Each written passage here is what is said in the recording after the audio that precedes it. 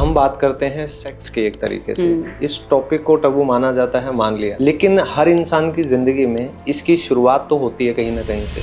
हर चीज बहुत आम है। पहले मुझे याद है कि हमारे पेरेंट्स एक दूसरे का हाथ भी नहीं पकड़ते थे। रिलेशनशिप हर किसी के रहे हैं। हाँ। तो मुझे भी थोड़ा बहुत एक्सपीरियंस है कि कुछ फीमेल्स का होता है कि उनको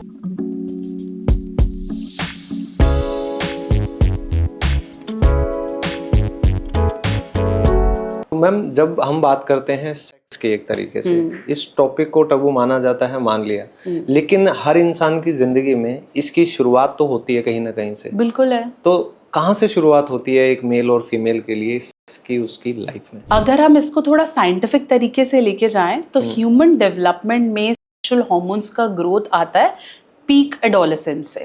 ठीक है, जो हम एज मानते हैं कुछ बुक्स के अनुसार 11 to 17, बट जिस हिसाब से हमारी हियरार्की और हमारे हार्मोन्स बहुत जल्दी बढ़ते जा रहे हैं, ठीक है ना, जल्दी जवान हो रहे हैं, एग्जैक्टली है ना। पहले जहाँ पीरियड्स बोले जाते थे कि यार 14-15 साल में लड़कियों को पीरियड्स होते हैं, है ना, आज वो 9-8 साल पे आ गए हैं, है ना। तो लड़के जल्दी, क्यों? बिकॉज अब इसके भी मल्टीपल फैक्टर्स हैं। सोशल मीडिया पे हर चीज बहुत आम है, ठीक है।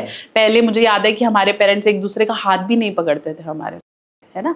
आजकल आप क्लब्स निकल जाओ या वैसे भी घूमने, गोवा एक बहुत ही कॉमन, जहाँ हम अपने बच्चों को लेके जाना चाहते हैं, हिल स्टेशन चले जाइए, वहां पे आपको आम कपल्स हाथ पकड़े हुए, किस करते हुए, हक करते हुए बहुत आसानी से दिख जाएंगे। तो आप अपने बच्चों को कहाँ कहाँ रोक रहे हो? तो मैम, ये जो मेन रीजन हम माने डिस्फंक्शन का, क्योंकि आपके पास इतने पेशेंट आते हैं तो ज्यादातर तो मेल्स का यही होता है कि भाई स्टेमिना नहीं है। आपको एक बात और बताऊं, फीमेल में भी इरेक्टाइल डिस्फंक्शन होता है, बट कोई बात ही नहीं कर रहा ना। है एग्जैक्टली। ये क्या होता है? मतलब सॉरी, मतलब सुना नहीं कभी। वही तो बात है ना, कुछ सुनना ही रहा है, वो वही बातें कर रहे हैं जो उनके साथ हो रहा है। इरेक्टाइल डिस्फंक्शन क्या है?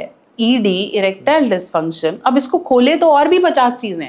ईडी इज बेसिकली आपको इरेक्शन नहीं आ रहा है। इरेक्शन मतलब आपको फीलिंग नहीं आ रही है। आप कुछ भी ऐसा इरोटिक देख रहे हो या महसूस कर रहे हो तो आपके जो अंग है, बॉडी है, उसमें ब्लड फ्लो नहीं आ रहा है, ठीक है। तो ऐसी बहुत सी महिलाएं हैं जिनके पति कितने भी कपड़े उतार लें, कितना भी फोरप्ले कर ले, उसको फीलिंग ही नहीं है। वो कहती मुझे कुछ तुमने करना है कर लो, मेरे को नहीं समझ में आ रहा कुछ भी। तो रिलेशनशिप हर किसी के रहे हैं। तो मुझे भी थोड़ा बहुत एक्सपीरियंस है कि कुछ फीमेल्स का होता है कि उनको किसी को तो मतलब किस करो, कुछ पॉइंट्स होते हैं तो एकदम से वेटनेस आती है, बॉडी बिल्कुल अलग फील करती है, रिएक्ट करती है अच्छे से। लेकिन कईयों को कितना भी कर लो, मतलब उनको फील नहीं आती। फिर वो ये कहती हैं कि कर ले। तो वो क्या होता है? अब उसके भी मल्टीपल रीजंस हैं। या तो शी इज साइकोलॉजिकली ब्लॉक्ड, ठीक है, कि पति ने ऑलरेडी उसके लिए स्टैंड नहीं लिया है, वो नेगेटिव फील कर रही है, मेडिकल इश्यूज हैं, लंबे समय से कोई दवाइयां चल रही हैं, शुगर जैसी कोई कंडीशन है, यूट्रस की कोई प्रॉब्लम है, पीरियड्स में कोई इरेगुलरिटीज है। मेडिकली भी रीजंस हैं, साइकोलॉजिकली भी रीजन है, फिजियोलॉजिकली भी रीजंस हैं। लेकिन एक रीजन, मल्टीपल रीजंस हैं, बट ये प्रॉब्लम ईडी फीमेल्स में भी है, जहां उन्हें फीलिंग्स नहीं आ रही हैं। वो चाहती हैं अपने पति को प्यार देना, वो चाहती हैं करना, लेकिन वो कर नहीं पा रही हैं। उन्हें फीलिंग ही नहीं है। वो कहती है हम गीले ही नहीं हो रहे नीचे से।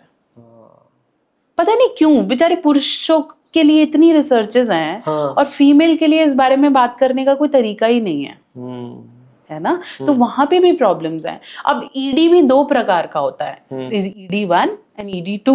अब ये भी लोगों को नहीं पता है। ED1 वो है जिसके अंदर आपको शुरू से इरेक्शन नहीं आ रहा है। जैसे आपका पार्टनर पास है, अभी आपने कपड़े भी नहीं खोले हैं, अभी आपने कुछ भी नहीं किया है, लेकिन आप कर रहे हो तो भी आपको कोई इरेक्शन नहीं है। आपको लग रहा है मेरा अंग काम ही नहीं कर रहा है, ठीक है, दिस इज ED1।